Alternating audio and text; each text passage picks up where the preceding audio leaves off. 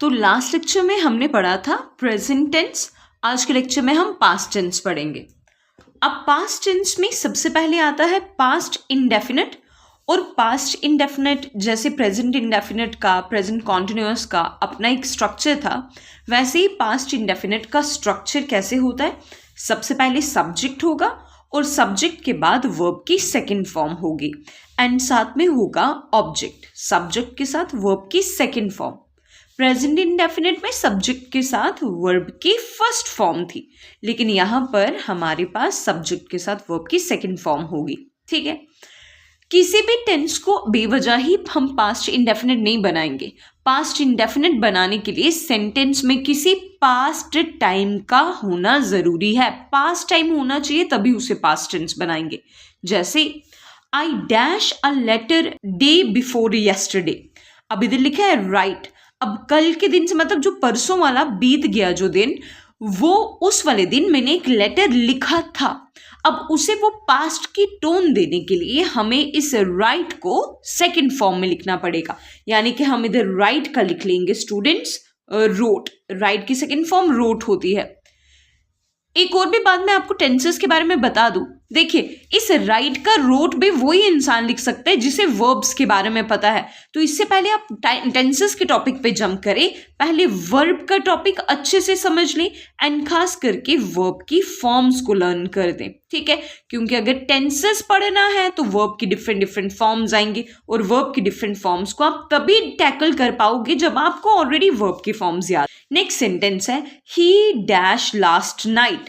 अब कम है, डायरेक्टली ही के साथ क्या लग जाएगा स्टूडेंट्स, केम लास्ट नाइट। यहां पर सेकेंड फॉर्म जो होती है एक्शन वाली, इनका कोई सिंगुलर या प्लूरल फॉर्म नहीं होता। Second form as it is रहती है, सबके साथ केम ही आएगा। She dash a car 2 days ago, bracket में लिखा है बाय, तो यहां पर क्या बन जाएगा, बॉट। और they dash the ducks at 9 PM। 9 PM पे उन्होंने डकेट्स को कैच किया, तो कैच की सेकेंड फॉर्म क्या हो जाएगी स्टूडेंट्स, कॉट। ठीक है, तो इस तरीके से हमारे पास प्रेजेंट इंडेफिनिट का नॉर्मल स्ट्रक्चर बनेगा। नेगेटिव स्ट्रक्चर इसका कैसे होता है कि हमारे पास सब्जेक्ट होगा, सब्जेक्ट के साथ प्रेजेंट पास्ट इंडेफिनिट को देखो तो यहां पर भी सब्जेक्ट के डायरेक्टली बाद वर्ब की सेकंड फॉर्म है, कोई हेल्पिंग वर्ब है ही नहीं। तो पास्ट इंडेफिनिट में हम हेल्पिंग वर्ब तो लगाते हैं, लेकिन हेल्पिंग वर्ब जो यहां पर लगता है वो डू डज, प्रेजेंट की तरह डू डज नहीं होता, बल्कि उसे डू डज की पास्ट फॉर्म होती है, दैट इज डिड। तो यहां पर लग जाता है डिड नॉट, सब्जेक्ट के साथ डिड नॉट, देन वर्ब की फर्स्ट फॉर्म एंड साथ में आ जाता है ऑब्जेक्ट। जब हम डिड लगा देते हैं ना सेंटेंस में, तो वर्ब की फॉर्म को पास्ट इंडेफिनिट में सेकंड फॉर्म नहीं बनाते, क्योंकि डिड तो खुद में ही डू की सेकंड फॉर्म है ना। डू की सेकंड फॉर्म क्या है, डिड। अब ऑलरेडी हम डिड लगा चुके हैं, तो वर्ब की फॉर्म फर्स्ट फॉर्म को रखेंगे, उसे पास्ट फॉर्म नहीं बनाएंगे। ठीक है, इन ऊपर दिए गए सेंटेंसेस को हम जरा नेगेटिव में चेंज करते हैं। जैसे सेंटेंस लिखा है I wrote a letter day before yesterday, तो इसका नेगेटिव कैसे बन जाएगा, इसका नेगेटिव बन जाएगा कि I did not, I did not, wrote था ना, रोट के लिए मैं यहां पर क्या लिखूंगी students, directly write a letter. ठीक है, डे बिफोर यस्टरडे अगर आप चाहो तो टाइम लगा दो, ना चाहो तो, क्योंकि मैं सेंटेंस को डायरेक्टली कन्वर्ट ही कर रही हूं तो यहां पर जरूरी नहीं कि टाइम लगाया जाए साथ में। केम लास्ट नाइट का नेगेटिव क्या बन जाएगा, इसका बन जाएगा ही डिड नॉट, केम का बन जाएगा कम, एंड देन क्या आ जाएगा last night, he did not come. Did लग गया तो केम का बन जाएगा come. Next, she bought a car 2 years ago, इसका क्या बन जाएगा, she did not buy, did not के साथ क्या लग जाएगा, buy a car, then time जो भी आपके पास आगे दिया हुआ है। They caught the ducks at 9 PM, इसका नेगेटिव कैसे बन जाएगा, इसका बन जाएगा दे did not catch the ducks at 9 PM। और जब इसी पास्ट इंडेफिनिट को हमें इंटरोगेटिव बनाना होगा तो वहां पर हेल्पिंग वर्ब डिड को पहले कर देंगे, देन लिखेंगे सब्जेक्ट, देन उसके साथ वर्ब की फर्स्ट फॉर्म और साथ में आ जाएगा ऑब्जेक्ट। जैसे सेंटेंस ऊपर लिखा गया था I wrote a letter day before yesterday, तो इसका इंटरोगेटिव क्या बन जाएगा? वैसे ही डिड आई बन जाएगा राइट अ लेटर और लास्ट में लग जाएगा क्वेश्चन मार्क। और ऊपर जो सेंटेंस था ही केम लास्ट नाइट, ही केम लास्ट नाइट का क्या बन जाएगा? Did he come last night. तो इस तरीके से पास्ट इंडेफिनिट वाले सेंटेंसेस को लिखेंगे। जब भी सेंटेंस में इफ का इस्तेमाल होता है कंडीशन बताने के लिए, तो इफ के साथ जो आगे सेंटेंस लगा होता है ना स्टूडेंट्स, वो हमेशा पास्ट इंडेफिनिट में ही लिखा जाता है। जैसे if I had a map I would give it to her. I had a map, had होने से ये सेंटेंस पास्ट परफेक्ट नहीं बन जाता।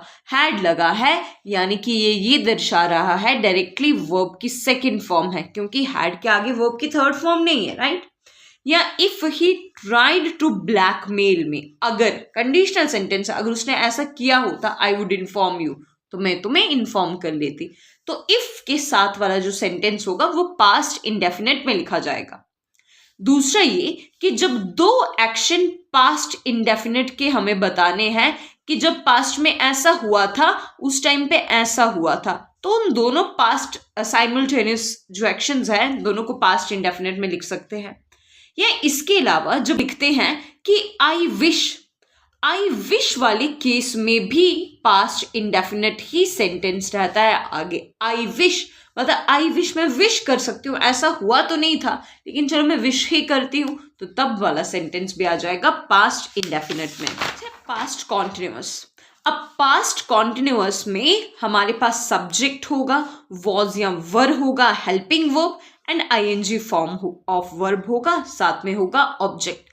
प्रेजेंट कॉन्टिन्यूअस में हमारे पास वॉज वर्ब की जगह पे इज एम आर था, तो पास्ट कॉन्टिन्यूअस पे आ गया है was were.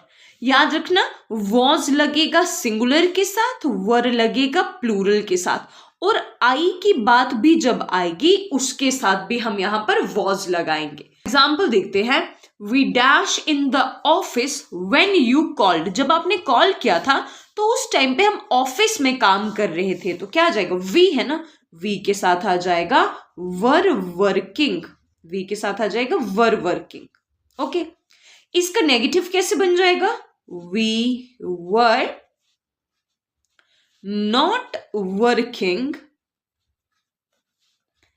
in the office when you called. Okay, and same इसका इंटेरोगेटिव कैसे बनेगा स्टूडेंट्स? हेल्पिंग वर्ब पहले आ जाएगा, तो क्या बन जाएगा? वर यू, नहीं सॉरी वर वी है ना, तो वी ही लिखेंगे, were we working in the office, and जो आगे की कहानी वो कंटिन्यू रहेगी और लग जाएगा क्वेश्चन मार्क। नेक्स्ट सेंटेंस है, एट दैट टाइम, उस टाइम पे, मतलब पास्ट के किसी स्पेसिफिक टाइम पे, उस टाइम पे I dash some family matters, bracket में लिखा है डिस्कस, एट दैट टाइम, तो यहां पर क्या आ जाएगा? I was discussing, at that time I was discussing some family matters. इसका पास्ट कैसे बन जाएगा? कि I was not discussing some family matters, ठीक है। एंड इंटरोगेटिव कैसे बन जाएगा? Was I discussing family matters. Okay, next example है, he was playing in the park, वो उस टाइम पे पार्क में खेल रहा था। वाइल मतलब जिस दौरान, जब वो पार्क में खेल रहा था ना, तो आई dash a novel, I dash a novel, bracket में लिखा है रीड, तो यहां पर क्या बन जाएगा? I was reading a novel, ठीक है। तो नेगेटिव तो अगेन वैसे ही बन जाएगा कि I was not reading a novel, है ना। वाले सेंटेंस को देख देते हैं, it dash when I reach there. अब ब्रैकेट में क्या, यहाँ पर क्या लिखा है, रेन, तो जब मैं वहां पहुंची थी, व्हेन आई रीच्ड देयर आना चाहिए था, है ना, व्हेन आई रीच्ड देयर, तो क्या लिखेंगे, it was raining when I reached there. तो पास्ट कॉन्टिन्यूअस का स्ट्रक्चर कुछ ऐसा होता है कि सबसे पहले सब्जेक्ट होगा, फिर वॉज या वर होगा, फिर आईएनजी फॉर्म ऑफ वर्ब होगा, एंड देन होगा ऑब्जेक्ट। एक्शंस के बारे में बताना है, which was quite regular in the past, जो पास्ट में बहुत ज्यादा रेगुलर हो रहे थे, या मैं ऐसे बोलूं कि पास्ट में वो काफी ज्यादा फ्रिक्वेंटली हो रहे थे। जैसे दे वर वॉचिंग टीवी, मतलब वो पास्ट में टीवी बहुत ज्यादा देख रहे थे, ठीक है। ही वॉज प्लेइंग क्रिकेट, वो उस टाइम पे क्रिकेट खेलता था। या she was always abusing others, या she was constantly crying those days, उन दिनों की बात कर रही हूँ। पास्ट के टाइम पे ये वाले एक्शन कॉन्टिन्यूटी में होते थे, तब भी हम सेंटेंस में स्टूडेंट्स पास्ट कॉन्टिन्यूअस का इस्तेमाल कर सकते हैं। Something happened and other action was in progress, कि भाई पास्ट में जब कोई स्पेसिफिक इंसिडेंट हुआ था, उस टाइम पे ये काम हो रहा था। जैसे यहां पर एग्जाम्पल दी है कि the boy was knocked down by a car while he was crossing the road, जब लड़का रोड क्रॉस कर रहा था तो उस दौरान ही उसको कार से नॉक डाउन, मतलब कार से उसको लग गई, ठीक है। तो वहां पर भी सेंटेंस पास्ट कॉन्टिन्यूअस में ही आएगा। या फिर दो पास्ट के एक्शन की जब ये वाला स्पेसिफिक एक्शन हो रहा था, उसी टाइम पे पास्ट में ये वाला एक्शन भी हो रहा था। जैसे जब वो कुकिंग कर रहा था तो मैं नोट्स बना रही थी, या जब वो खेल रहे थे तो मैं टीवी देख रही थी। इन तीनों जगहों पे हम पास्ट कॉन्टिन्यूअस का इस्तेमाल कर सकते हैं। अब बारी पास्ट परफेक्ट की। पास्ट परफेक्ट ये बताता है कि ऐसा एक्शन जो पास्ट में गिवन स्पेसिफिक टाइम पे खत्म हो चुका था, कंप्लीट हो चुका था।